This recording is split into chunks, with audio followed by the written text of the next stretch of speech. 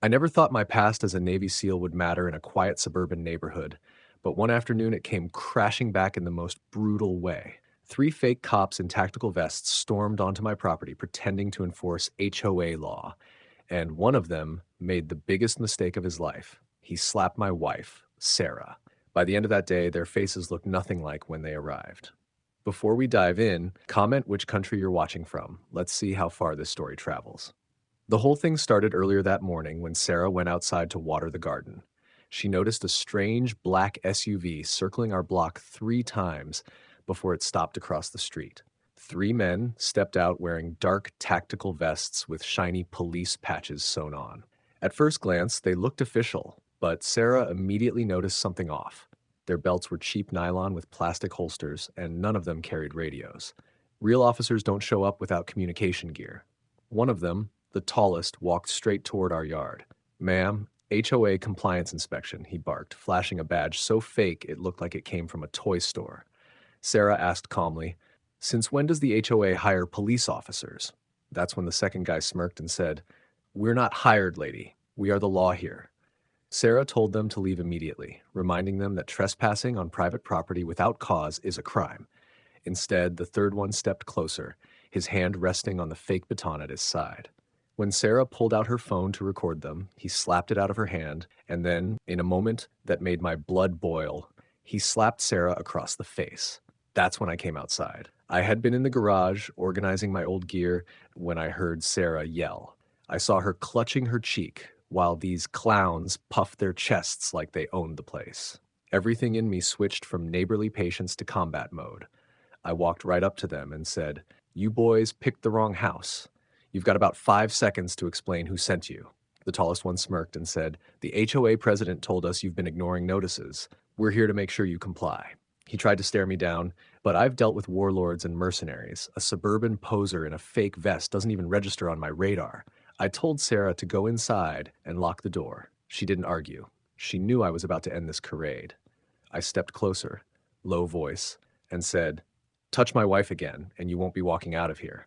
They laughed, but their bravado cracked when I demanded their identification. They refused. Real police are required by law to identify themselves when acting in an official capacity. That's when I knew they weren't just trespassing. They were impersonating officers, a felony under federal law. And right there, in broad daylight, in front of half the block, I decided I wasn't going to let this slide. The moment I realized these guys were impersonating officers, the gloves came off. I didn't raise my fists yet, but I shifted my stance.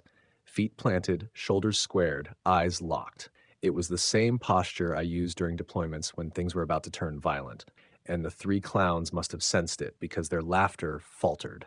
The tall one, clearly the self-appointed leader, jabbed a finger at me. "You think you can ignore HOA rules? You've been warned about your truck, your fence, and your so-called military dogs. We're here to enforce compliance." I felt a dark chuckle rise up in my chest. "First of all," I said, my voice calm but razor sharp, "I park legally, my fence is within city code, and those dogs are service animals protected under the ADA. Second," I stepped closer, forcing him back a step, "you're trespassing and impersonating officers. That's 10 years in prison if you're lucky." The shorter one tried to save face. "You can't threaten us. We'll cuff you right here." He fumbled at the Velcro strap of his fake duty belt, pulling out a pair of toy-grade cuffs that wouldn't hold a teenager. That was it. The last ounce of patience in me evaporated. I moved, fast. My left hand grabbed his wrist, twisting it until the cuffs clattered to the ground, and my right elbow connected with his jaw in a clean, controlled strike. He dropped like a sack of bricks, groaning on the lawn. The second guy lunged, swinging his baton. I sidestepped, caught his arm mid-swing, and used his momentum to flip him over my shoulder. He landed hard on the concrete with a sound that silenced the neighbors gathering on the sidewalks. The leader froze, eyes wide. For a moment, he tried to keep the act alive. "You're assaulting officers," he shouted. I stepped into his space so close he could smell the sweat on me. "No, I'm stopping 3 criminals from assaulting my wife. Big difference." That's when Sarah appeared at the door, holding her phone back up, this time recording everything. "Already called the sheriff," she shouted. "They're on the way." The leader cursed under his breath and tried to bolt for the SUV. I wasn't letting him go that easy. I grabbed the back of his vest, yanked him off balance, and pinned him against the hood of his vehicle. He squirmed, but the truth was, he had no training. just bravado and a stitched-on badge. By the time the real deputies arrived, two of the fakes were rolling on the ground, clutching injuries, and the third was face down on the SUV with my knee in his back. The deputies wasted no time. Guns drawn, they shouted, "Hands where we can see them." I raised mine immediately, stepping back while Sarah pointed out the three imposters. "Those are the guys. They hit me. They claim to be cops." The deputies disarmed them, ripped the fake vests off, and within minutes the truth spilled out. The ringleader cracked first. Under pressure, he admitted the HOA president had paid them cash to teach us a lesson. That was the moment I realized this wasn't just harassment. It was a full-blown conspiracy. If you're enjoying this HOA story so far, like and subscribe, because the story is only going to get better. Down at the sheriff's station, the three so-called officers looked pathetic. Their fake uniforms were bagged as evidence, their wrists cuffed for real this time, and their story was unraveling by the second.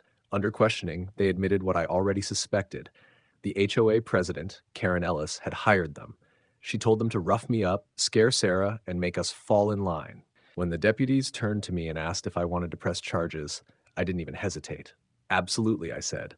"Impersonating officers is a felony, and assaulting my wife is going to cost them dearly." Karen, though, wasn't ready to roll over.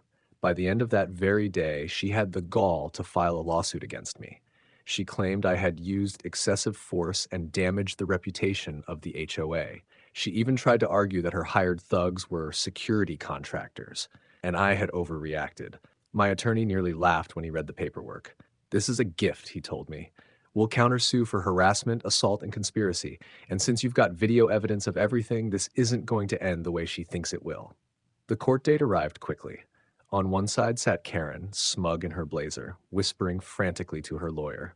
On the other side, Sarah squeezed my hand, calm and steady, with our attorney ready to dismantle their entire case. The judge didn't waste time. He asked the HOA's lawyer to present first. Their argument was thin, built on lies, and fell apart the moment Sarah's video played on the courtroom screen. There we were, Sarah being slapped, me warning them to back off, the fake badges, and the assault in broad daylight. Every word, every strike, every desperate attempt to act official was captured in crystal clarity. The judge leaned back in his chair, unimpressed. "These men are criminals, and you, Mrs. Ellis, hired them. Not only is your lawsuit dismissed, but I'm sanctioning you for abuse of the legal system." My attorney stood, his voice calm but firm. "Your Honor, we're filing a counterclaim today. Conspiracy to commit assault, intentional infliction of emotional distress, and HOA harassment. My clients deserve restitution." Karen's face went pale. Her fake confidence crumbled as the weight of it sank in. By the time the gavel came down, the judge had not only thrown her case out, but ordered her personally liable for damages. The HOA board members present in the gallery didn't even look at her when they left. Her empire of intimidation was collapsing right before her eyes. And as for the three imposters, they were held without bail, facing multiple felony counts. The sheriff himself shook my hand after court. "Good thing you kept your cool," he told me. "Most people would have frozen. You probably saved your wife from something much worse." I nodded, holding Sarah close. Karen thought she could control us with fear, with lies, with hired muscle. Instead, she lost everything.